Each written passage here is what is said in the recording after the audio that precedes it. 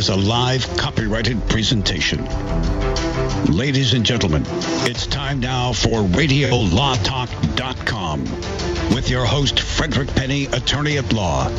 And now, RadioLawTalk.com.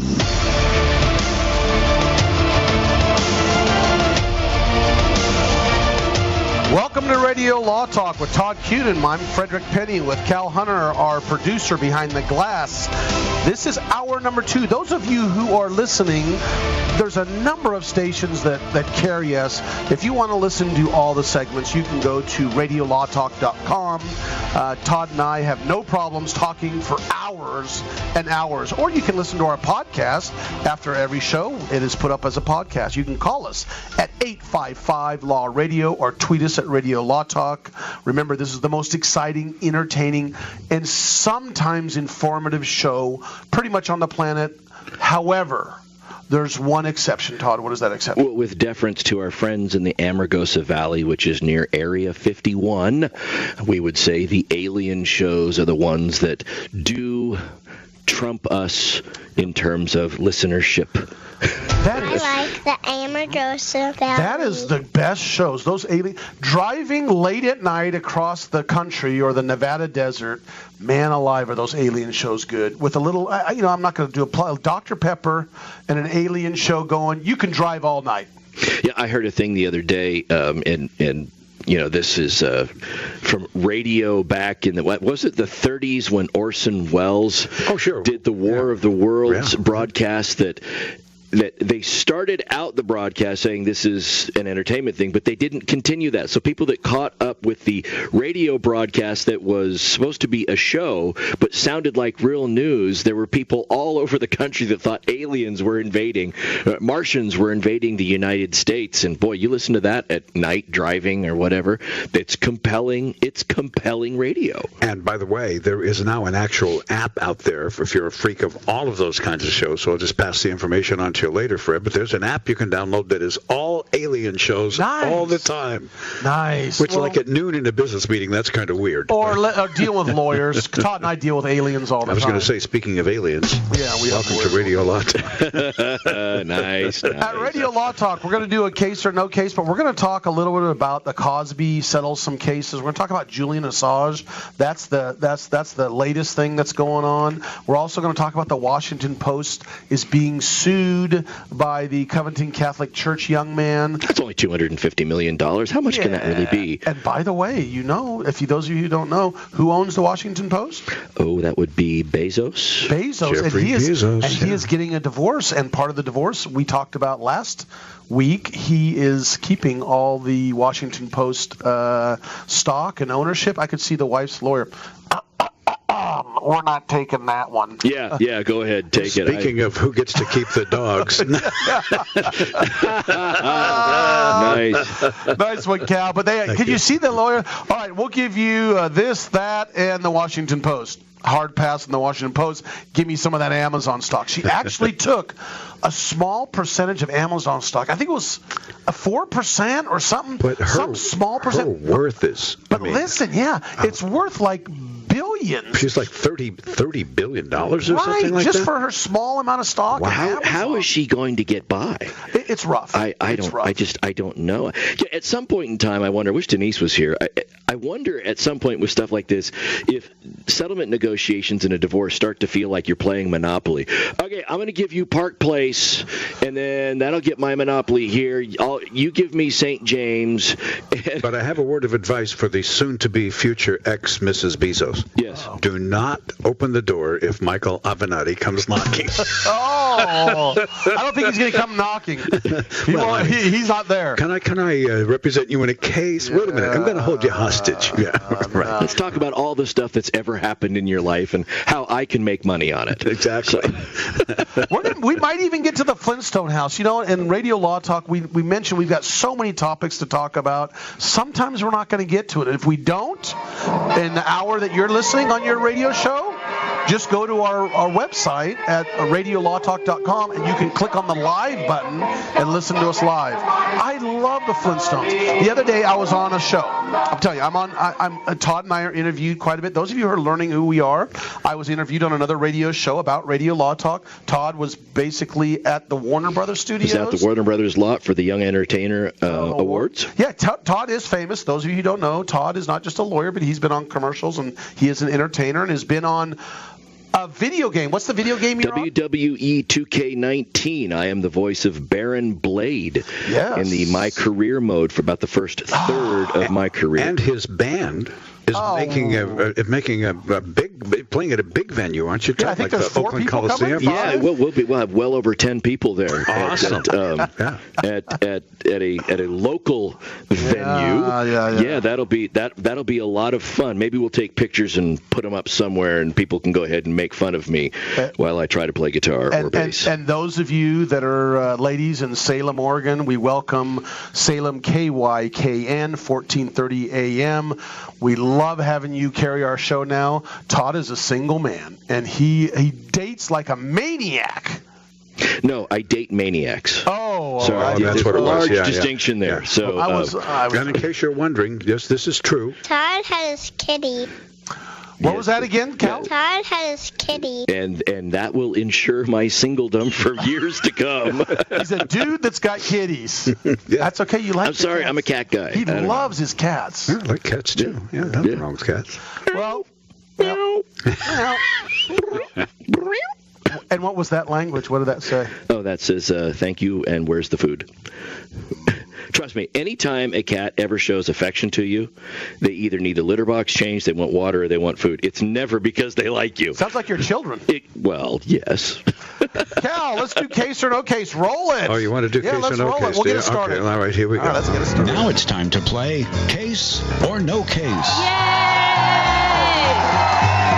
Hey, Todd's still laughing from the last discussion we had.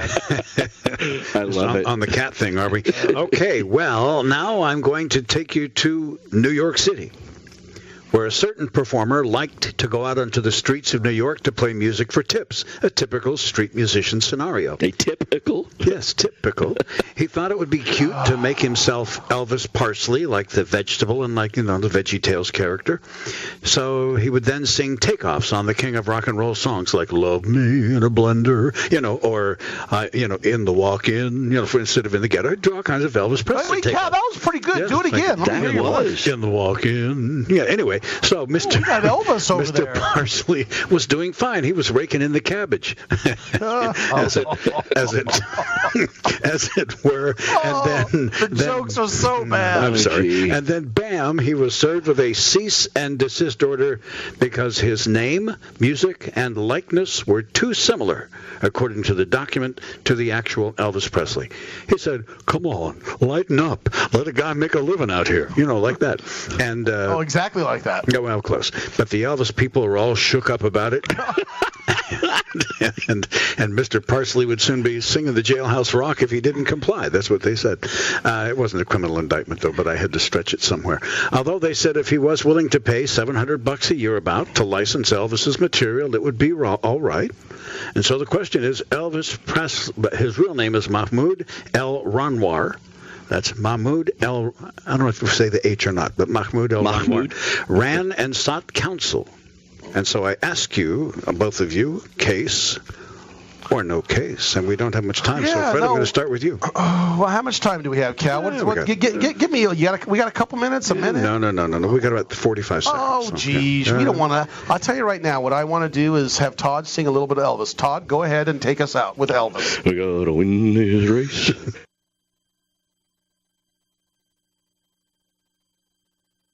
That cool, refreshing drink.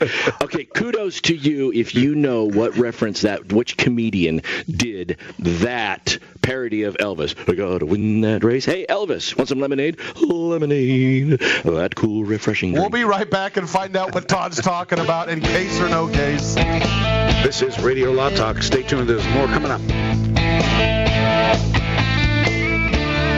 All at advertising for legal services on Radio Law Talk is strictly for the state or states in which the advertiser is licensed. For more information, go to radiolawtalk.com.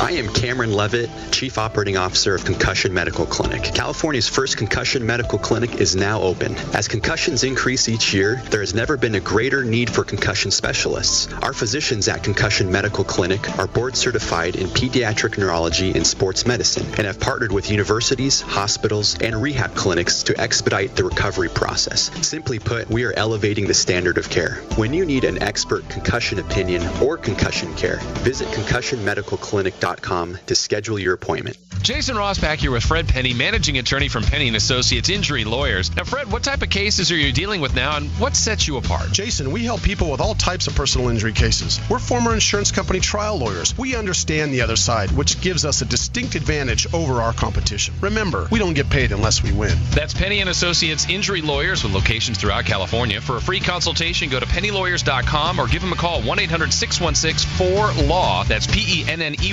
lawyers.com. This is Denise Dirks. We can represent clients in divorce, legal separation, child and spousal support, custody, termination of parental rights, step-parent adoptions, guardianships, and even conservatorship matters. Call 1-877-886-7186 for a consultation. The law offices of Denise L. Dirks provide family law services in Northern California. When the law affects your family, call 877-886-7186. The family of attorneys at Denise L. Dirks is here to help. Hi, I'm Frederick Penny of Penny & Associates Injury Lawyers. I bet you're tired of hearing lawyer commercials, so just relax and listen to music for a few seconds.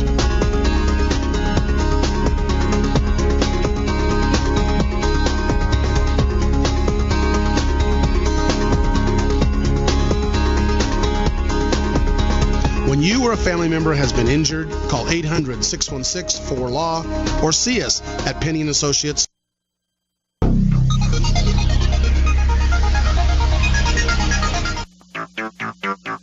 You're listening to RadioLawTalk.com. And now back to your host, Frederick Penny. Tweet us at Radio Law Talk or call us 855-LAW-RADIO if you want to talk about our case or no case. And if you want to give your opinion as to whether or not it's a case, whether or not this is a case, and whether or not the individual won or lost. And here's the thing we always say. Some people love to play, and they'll text us or email us, but they don't want to go on the air. You can even call and mention to Cal what you want, and he won't put you on the air, and he'll just say this is your opinion. Now, Cal, a quick overview. We have Elvis Pretzel. Elvis Parsley. Okay. Elvis Parsley, who decided to be a street impersonator of Elvis Presley in New York, and he would go out and sing little takeoffs on Elvis songs. For example, when he would saute vegetables, he would sing Love Me Tender, things like that. But he got all shook up because they came and served him with a cease and desist because he was not paying royalty fees to the Elvis Presley estate. And so they came and decided, look, and by the way, if these go to a lawsuit, they can end up tens of thousands of dollars, maybe even hundreds of thousands of dollars a year. But they offered him a licensing deal of $700 a year, which is pretty standard for street performers that are doing recognizable material. And so he then had a choice to make. And he said, look, just let me make a living. I'm not really doing Elvis material. I'm doing satire and takeoff on Elvis material. Come on, But he sought a lawyer's attention, and I asked if it was a case or no case. And Mr. Penny said, why don't you let me think about it, which is very dangerous, by the way. Yes. Fred surveys the green. Yeah, he's got. Okay, here's the answer. The answer kid from nowhere, out of nowhere to lead the pack in this unprecedented golfing extravaganza. Will you shut up? By the way, when we went to break and I was talking about the comedian that did that was Eddie Murphy Raw. Oh, okay. Eddie Murphy Raw did the impersonation of Elvis. So. Okay, New York City. I'm going to say the issue of copyright law, which I am not a copyright law lawyer. I do personal injury. Go ahead. Are we wagering? Are we doubling or nothing? This is the one. If you want to put something up there. I am not putting it up. I'm keeping the normal points because this one scares me. And Mr. Cunin, you have 21 points. Mr. Penny has 31. You may risk up to 5, so this could be a 10-point swing. Okay. Are you going to tell us what you're doing before I tell you my opinion? Because you're going to cheat. You know what? We can't do it this. We have to do it the third one because I gave you the problem before we wager. Okay. Third hour. So next. All right. I was going to go a full 5 points. Yeah. I was going to go big or go home. Yeah. So but we'll see what happens. We'll see what happens next hour. You got a producer that thinks he's a lawyer and a lawyer that won't shut up. No, we don't have a producer. I promise you don't have a producer that thinks he's a lawyer. Okay, here we go. I'm going to say, on the copyright law, generally speaking, I think, and I'm not a copyright law lawyer, but I think basically you have to show that you're making money. You can't, if you just use it for fun, you're listening to it in your house and your buddies are all having fun, you don't. But if you're making money off it, apparently he is as a street vendor. Just such a teeny thing, and I know you can use blips and you can use small amounts of their music without getting in trouble, but royalty fees, I think, and then Cal said this, quote, standard fees is what he said. Did you hear him say that? The standard fees are around, that's normal? No case. I think he's tricking me. No case.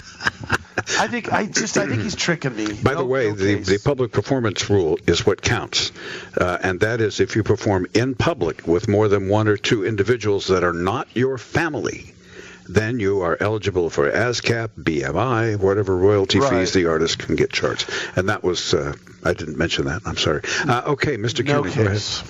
Well, you know, one of the reasons Fred and I get along so well is because we often agree, and I'm going to say we agree on this one because there was just something about the way this one came forward, and I think that this is no case. Very compelling.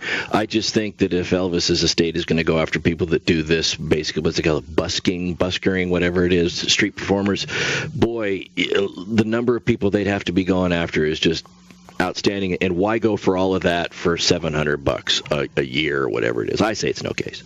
Well, they actually do it to make an example of them and get the other street musicians to fall in line. You're not getting me to change my answer. No, Cal. I don't want you. Your answer's already on the record.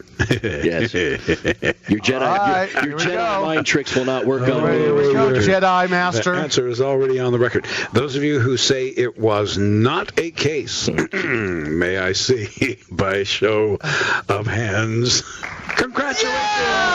Yeah! We did it! No case. He's trying to trick us. 2 points for each of you. Nicely done. And that's the one I was going to double. I'm glad I almost went with it. I said, this is just too intelligent. And then with the fact that he said the standard amount was, he was just being like he knew too much. But it actually is. Having been in a band that played Elvis songs and gotten called out on it by the Elvis people, actually, believe it or not, many years ago, that's what they wanted, was $700 a year. Well, it wasn't a big deal because he was playing in your band with you. Well, he was just a teenager then. Yeah. Oh, thanks, Cal. Case or no case, we are gaining points, Todd and I, on the person who's missing, which is Denise Dirks. Okay, so those of you, again, the rock livers under. Is that a right? The liver's under a rock. No, the rock liver unders.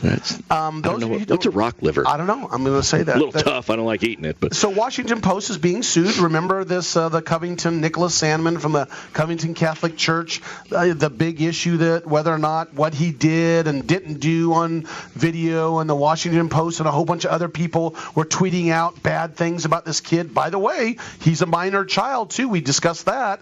If you're doing things and quote, was that a bullying issue, bullying a minor child? There's laws in different states on that. There's probably some federal laws. I don't know all the details of that, but that's the one question we had. But they definitely sued the Washington Post for, quote, not recanting what they did. And Washington Post argues, that we did recant in an editor's note. It wasn't a recant, but it was kind of like it was a lily-livered response in some people's views. Right. Yeah. So that's what's going on in the history. I mean, that's kind of the base that everybody knows what's going on. Apparently, there were some other individuals out there chanting. What was it? It was this was the one where Sandman was face to face with the Native American. No, but there are people and then chanting. The other folks that were chanting far away were the Black Hebrew Israelites. I think that's what it was. Yes, and they were saying some really nasty stuff. Right. And taunting these kids. And when the Native American came over with his drum, what was caught initially, and the Washington Post reported, was just that microcosm of the confrontation. And they may have misreported it. And we're going to talk a little more about that lawsuit. The lawsuit's going forth against the Washington Post, and they've already laid their briefs out and their response, and we're going to go over their response. Are those Calvin Klein briefs? They are. We'll be right back. Much more Radio Law Talk is straight ahead. You stay there, and we'll be right here when you come back. All advertising for legal services on Radio Law Talk is strictly for the state or states in which the advertiser is licensed. For more information, go to radiolawtalk.com. Not all law firms have extensive experience in all areas of the law. It's wise to look for firms that have knowledge and understanding in your particular area of concern. So go to prolawfirms.com. They have listings of attorneys in key areas of practice, such as family law, estate planning, personal injury, bankruptcy, and so forth. When you're looking for a lawyer that has extensive experience in your particular area of need, go to prolawfirms.com. That's prolawfirms.com. Prolawfirms.com is not a law firm and does not endorse or recommend any specific law firm. Jason Rosbach here with Fred Penny, managing attorney from Penny & Associates Injury Lawyers. Now, Fred, what type of cases are you dealing with now, and what sets you apart? Jason, we help people with all types of personal injury cases. We're former insurance company trial lawyers. We understand the other side, which gives us a distinct advantage over our competition. Remember, we don't get paid unless we win. That's Penny & Associates Injury Lawyers with locations throughout California. For a free consultation, go to pennylawyers.com or give them a call, 1-800-616-4LAW. That's PENNEY lawyers.com. I am Cameron Levitt, Chief Operating Officer of Concussion Medical Clinic. California's first concussion medical clinic is now open. As concussions increase each year, there has never been a greater need for concussion specialists. Our physicians at Concussion Medical Clinic are board certified in pediatric neurology and sports medicine and have partnered with universities, hospitals, and rehab clinics to expedite the recovery process. Simply put, we are elevating the standard of care. When you need an expert concussion opinion or concussion care, visit concussionmedicalclinic.com to schedule your appointment. This is Denise Dirks. We can represent clients in divorce, legal separation, child and spousal support, custody, termination of parental rights, step-parent adoptions, guardianships, and even conservatorship matters. Call 1-877-886-7186 for a consultation. The law offices of Denise L. Dirks provide family law services in Northern California. When the law affects your family, call 877-886-7186. The family of attorneys at Denise L. Dirks.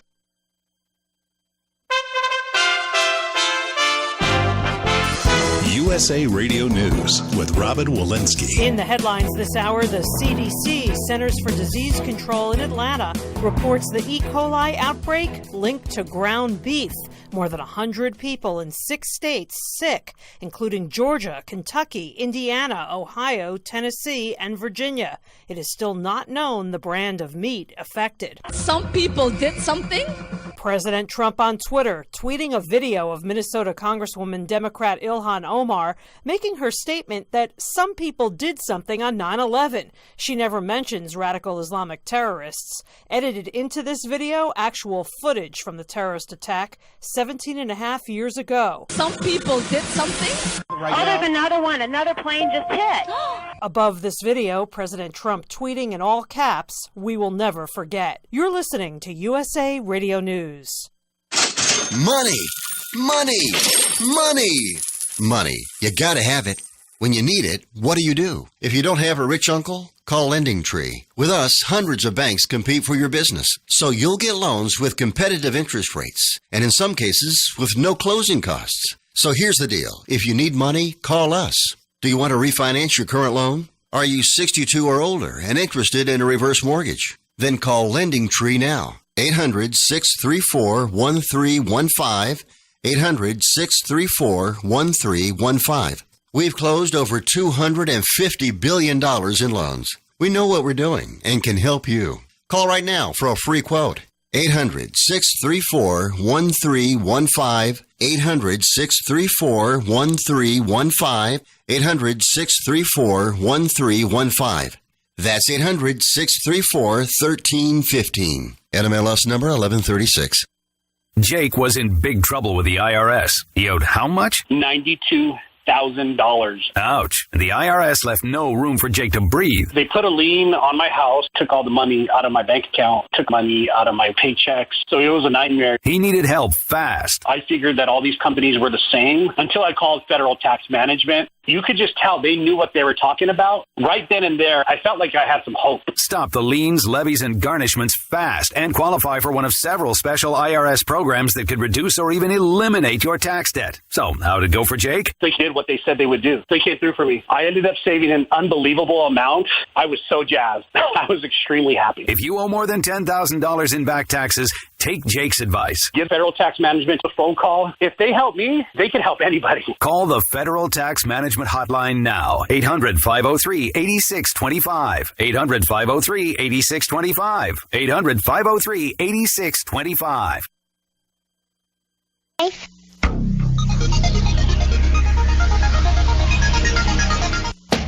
All around the world.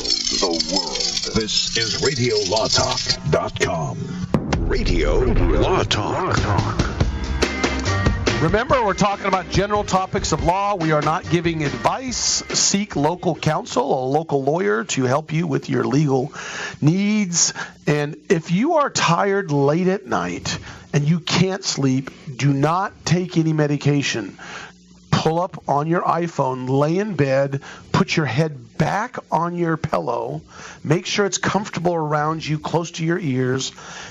Open up RadioLawTalk.com and click on the disclaimers portion and read the disclaimers over and over again, and you will fall asleep. Welcome to Disclaimers on Radio Law Talk. Disclaimers. That's right. Anything said on Radio Law Talk is said for entertainment purposes only. Please seek legal counsel for any legal issue you have specific to your needs. Although we have to make an addendum. Anything said on Radio Law Talk is for entertainment purposes, except this bit. Yes, this is the only thing that's actually legal that we do is the disclaimer. That's exactly right. And is not entertaining. What is defamation? What is, without getting into the deep legal theories, generally speaking, defamation, if you say something about someone, libel's written, slander is if you stated it. But basically, defamation is if you're saying something about a person that's generally not true. Now, it breaks up into two specific things. There's a public figure or a private figure. So if you're saying something about a public figure that's well known, the standard's much higher. It's got to be like a reckless. It has to be. They use the word reckless, disregard, or knowledge. You have to have pure, good knowledge. It was wrong. It was reckless. It was intentional. Where on a private person, it has to be. It's more negligent.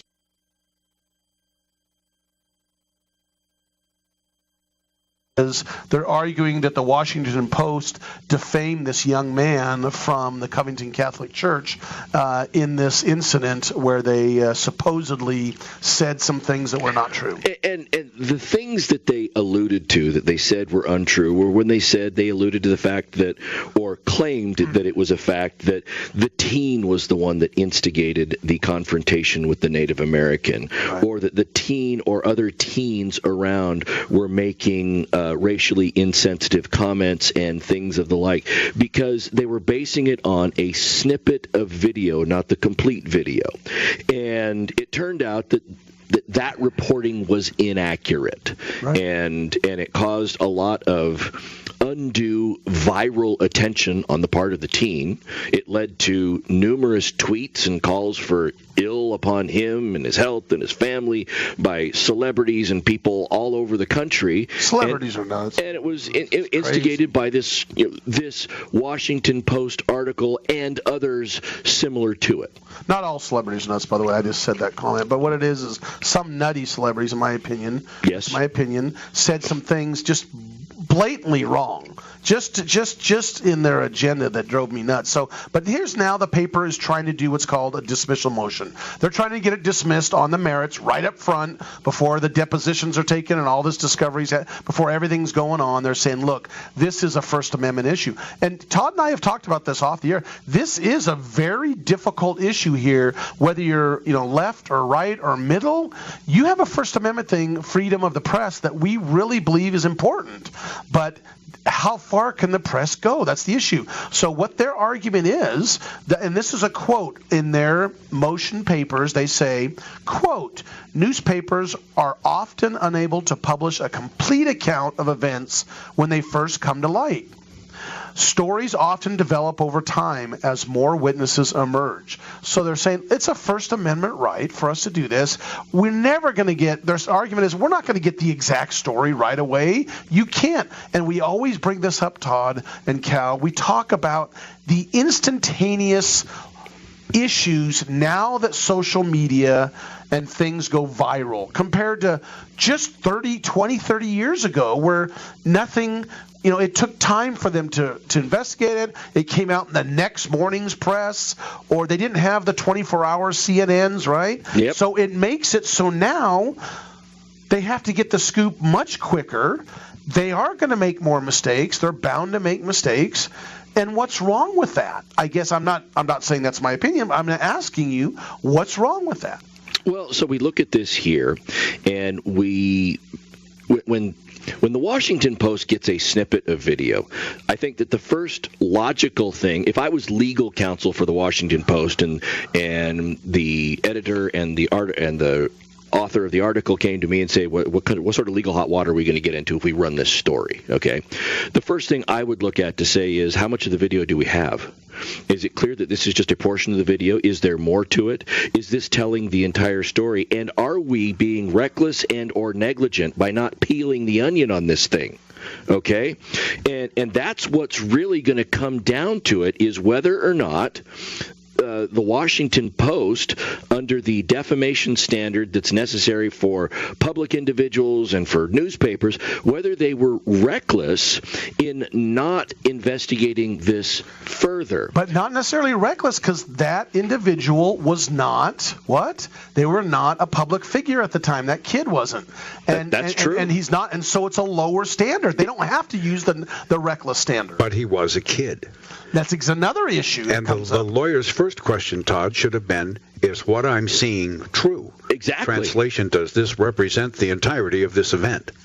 And it was not a truth. It was a partial truth, maybe a third of the truth of what was going on. And here's my question, Cal. Mm-hmm. Is it bullying? Because this is what this is about. I think it is. This is what it's about.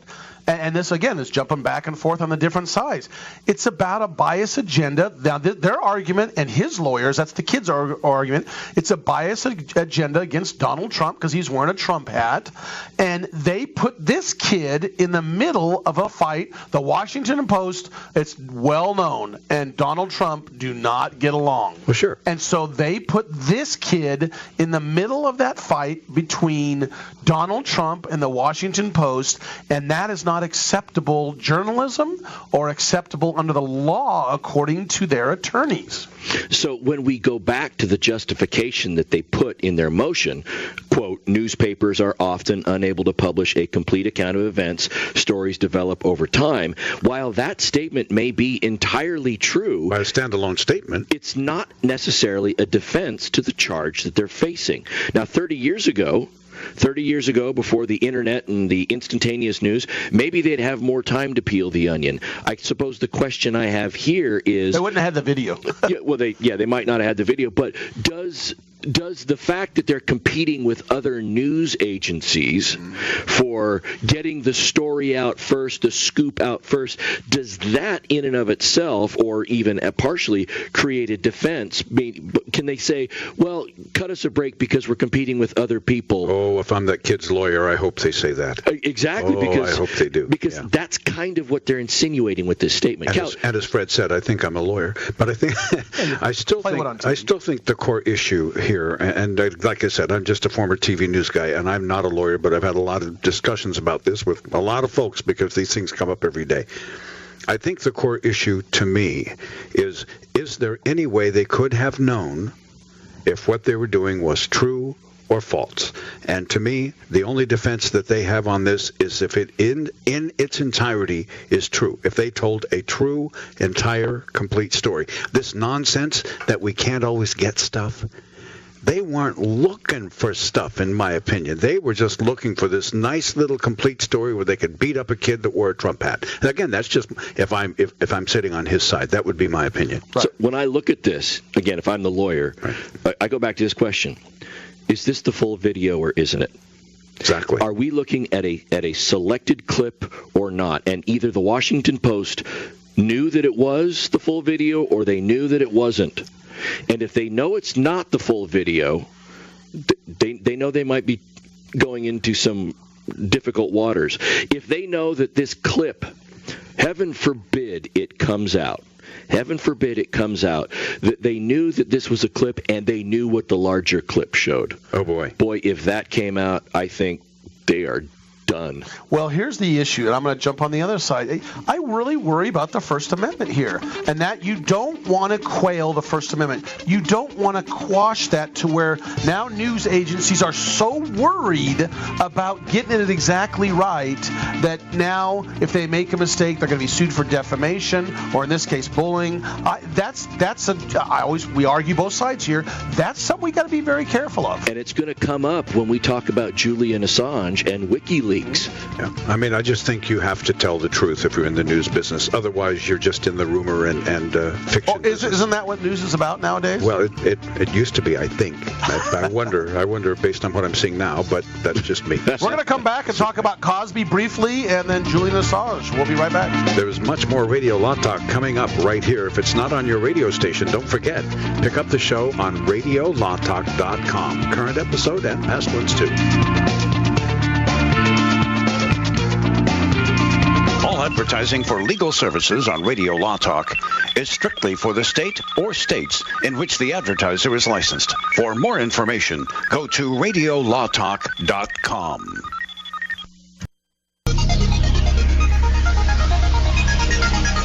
Todd has a kitty. Hear past episodes of Radio Law Talk on radiolawtalk.com. Just click on the podcast tab. Happy listening. That's actually not true. He has 2 kitties. Actually, I have 3. 3 now? I have 3 cats that... Named? Well, Poochie, a 23, 24-pound Maine Coon. Sasha, just a tabby cat who probably also is 23, 24 pounds. And then Keanu, which is a little snot, but he's cute.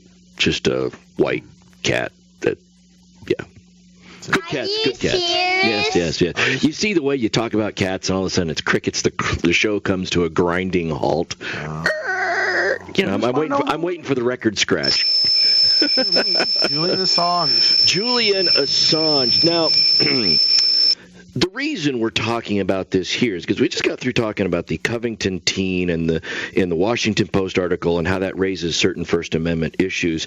And Fred and I talking amongst each other, the First Amendment is going to come up with Julian Assange and WikiLeaks and what is going on there. Now, for those of you, this is our standard refrain, for those of you living under a rock, Julian Assange is the founder of a website called WikiLeaks, which, given as its name suggests, its mainstay is leaking information that has been provided to it. They leaked some NSA stuff that was taken from, was it Chelsea Manning? I forgot what her name used to be when she was in the military as a male, but she took the information that she got, provided to WikiLeaks, that was posted. More recently, the information that was posted that garnered a lot of publicity were the emails of Hillary Clinton and John Podesta, the Clinton campaign, that tended to show that there was a concerted effort on the part of the Clinton campaign and the Democratic National Committee to sort of torpedo the candidacy of Bernie Sanders to ensure that Hillary Clinton would be the one that was the nominee for the Democrats. And Again, that was all published via WikiLeaks. And Julian Assange, much like Michael Avenatti claimed, I've made a lot of enemies over the last 10 years or 2 decades. Julian Assange, when you do this, you're going to make enemies. The first enemy that really tried to come after him legally was the Swedish prosecutor's office in 2010, issuing arrest warrants for him on allegations of rape and molestation. Now, those claims have since been dismissed. But when that happened, fast forward to 2012, the United Kingdom's Supreme Court, because he's over in London, ruled that he should be extradited to Sweden. And to avoid that, in June of 2012, Julian Assange entered the Ecuadorian embassy in London seeking asylum, and has stayed in the Ecuadorian embassy because, for those of you that don't know, an embassy, even in another country, the soil on that embassy, when it's granted embassy status by the home country, it's Ecuadorian soil. Okay, it's as sovereign as Ecuador is as a nation. It's Ecuador. It is Ecuador. So once he entered the embassy, they couldn't go and get him to extradite him to Sweden. So he stayed there. Well, this is 2000. Stayed there. Stayed there. And stayed there. And stayed there. And overstayed his welcome. So he's the relative that comes and won't leave. That's right. That's right. So in August of 2015, he's still in the embassy. The Swedish prosecutors dropped their investigation of him. The problem for Mr. Assange is that now, while in the Ecuadorian embassy, he was on the radar for the United States, seeking to prosecute him for WikiLeaks being the venue by which national secrets on the part of the United States were released, and then got even further hot water for the Hillary Clinton stuff. So he had been in the Ecuadorian embassy up until, about a week ago, when, as Fred suggested, overstaying is welcome. Yeah, back up. The U.S. They're claiming he can face up to 5 years in a U.S. prison if convicted on charges of conspiracy to commit computer intrusion with the other individual that took the stuff from the United States government. And that, folks, is where. That's where the First Amendment issue is going to come up, and why it can be scary for some news agencies. In essence, with Chelsea Manning, who had the NSA secrets, if they're alleging as part of their complaint against him that Chelsea Manning and WikiLeaks were working in concert to get that information, as opposed to Manning just taking it and then finding an outlet and WikiLeaks happened to be it, like a news outlet, like exactly. CNN would have, or if WikiLeaks was working with whomever it was that got the Podesta emails for Hillary Clinton and then gave them to WikiLeaks. They're trying to prove that WikiLeaks was the one that started that. That was an instigator of that activity. That may be a claim, but if WikiLeaks was just the conduit by which they were produced, and those folks did it of their own volition, stole the information of their own volition, and then just went to WikiLeaks, well, WikiLeaks may have an argument that they're a quasi-news agency. Right? And that they're just releasing information. And their question is going to be this. Why is it that CNN or the Washington Post or anyone else who released the dossier against Trump that was supposed to be part of the FISA warrant and classified information, why aren't they being prosecuted for releasing that information that's supposed to be protected? Their defense is, we're a news agency. We weren't the ones that took it. Somebody provided it to us. We're entitled to release that. And that's a defense that, quite frankly, should exist under the First Amendment. Exactly right. If you want to go after the person that leaked it, that's fine, but don't go after us for being the agency that leaked it. Well, or that received it and just put it out there. Yeah, and WikiLeaks is going to claim the same privilege. And that they've got a good argument, Todd, because this is a big issue. First Amendment is like the sacred cow in the United States. Now that's like the realistic legal talk. Let's step back and look at the real reason why they've said, you know what, you've overstayed your welcome. Number one, The thing that I think just the straw that broke the camel's back is in January 2019 when WikiLeaks leaked Vatican documents. And basically the Ecuadorian government is saying, look, you're getting too deep into other countries and other important documents that we don't like being part of, or you being part of this. Now that is the number one thing that I think where it got started. The second issue is the president of Ecuador, and he's in the Ecuadorian embassy, is Lenin Moreno. He is now, or WikiLeaks is now alleging things of his family, that they're doing inappropriate things and vacations or something to that effect. You're biting the hand of the person that's feeding you, and you're saying, wait a minute, why are you extraditing me? They're just tired of him. And here's the other thing. He's not taking care of his cat. Some of the staff is saying that he's difficult and he's mean to him. He's got his own little place, and they have spent $6.3 million in keeping him in. $6.5 million is the estimate of what they're saying that they are spending to keep him there at the Ecuadorian embassy.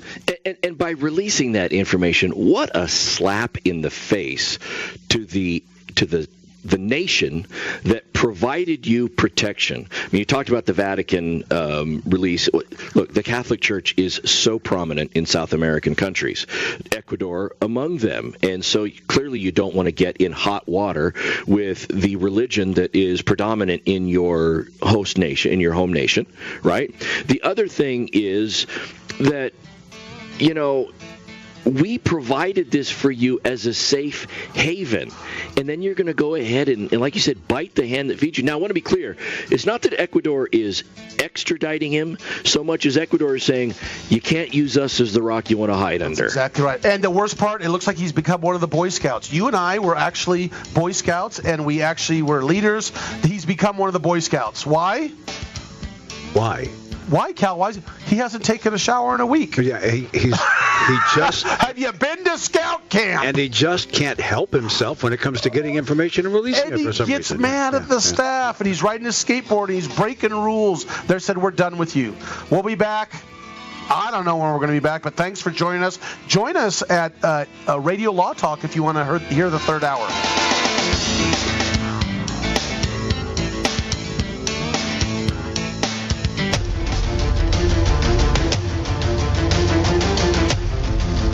You have been listening to RadioLawTalk.com, a copyrighted presentation of Radio Law Talk Incorporated.